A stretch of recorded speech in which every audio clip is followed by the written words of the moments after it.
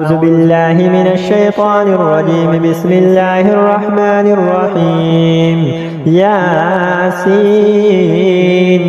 والقرآن الحكيم إنك لمن المرسلين على صراط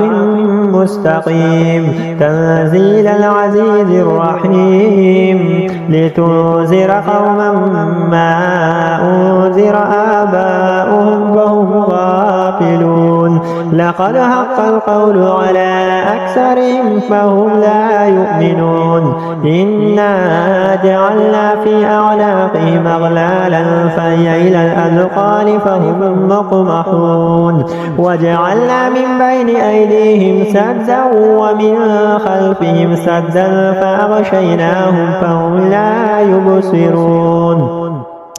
وسواء عليهم أنذرتهم أم لم تنذرهم لا يؤمنون إنما تنذر من اتبع الذكر وخشي الرحمن بالغيب فبشره بمغفرة وأجر كريم إنا نحن نحيي الموتى ونكتب ما قدموا وآثارهم وكل شيء أحصيناه في إمام مبين واضرب لهم مثلا أصحاب القرية إذ جاءها المرسلون إذ أرسلنا إليهم اثنين فكذبوهما فعززنا بثالث فقالوا إنا إليكم مرسلون قالوا ما أنتم إلا بشر مثلنا وما أنزل الرحمن من شيء إن أنتم إلا تكذبون قالوا ربنا يعلم إنا إليكم لمرسلون وما علينا إلا البلاغ المبين قالوا إنا تطيرنا بكم لئن لم تنتهوا لنرجمنكم وليمسنكم منا عذاب أليم قالوا طائركم معكم أين ذكرتم بل أنتم قوم مسرفون وجاء من أقصى المدينة رجل يسعى قال يا قوم اتبعوا المرسلون اتبعوا من لا يسألكم أجرا وهم مهتدون وما لي لا أعبد الذي فطرني وإليه ترجعون أتخذ من دونه آلهة إن يردني الرحمن بضر لا تغني عني شفاعتهم شيئا ولا ينقذون إني إذا لفي ضلال مبين إني آمنت بربكم فاسمعون قيل ادخل الجنة قال يا ليت قومي يعلمون بما غفر لي ربي وجعلني من المكرمين وما أنزلنا على قومه من بعده من جند من السماء وما كنا منزلين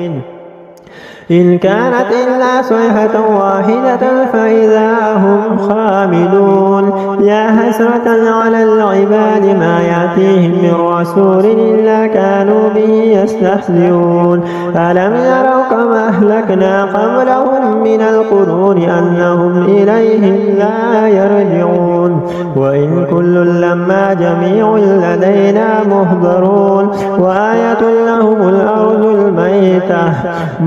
أحييناها وأخرجنا منها هبا فمنه يأكلون وجعلنا فيها جنات من نخيل وأعناب وفجرنا فيها من العيون ليأكلوا من ثمره وما عملته أيديهم أفلا يشكرون سبحان الذي خلق الأزواج كلها مما تنبت الأرض ومن أنفسهم ومما لا يعلمون وآية لهم الليل نسلخ منه النار فإذا هم مظلمون والشمس تجري لمستقر لها ذلك تقدير العزيز العليم والقمر قدرناه منازل حتى عاد كالعرجون القديم لا الشمس ينبغي لها أن تدرك القمر ولا الليل سابق النهار وكل في فلك يسبحون وآية لهم أنا حملنا ذريته في الفلك المشحون وخلقنا لهم من مثل ما يركبون وإن نشأ نغرقهم فلا صريخ لهم ولا هم ينقذون إلا رحمة منا ومتاعا إلى حين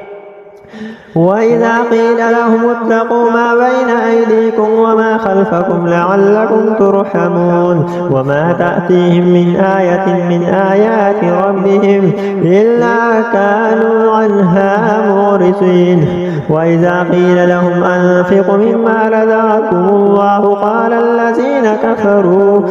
الذين كفروا للذين آمنوا أنطعم من لو يشاء الله أطعمه إن أنتم إلا في ضلال مبين ويقولون متى هذا الوعد إن كنتم صادقين ما ينظرون إلا صيحة واحدة تأخذهم وهم يخصمون فلا يستطيعون توصية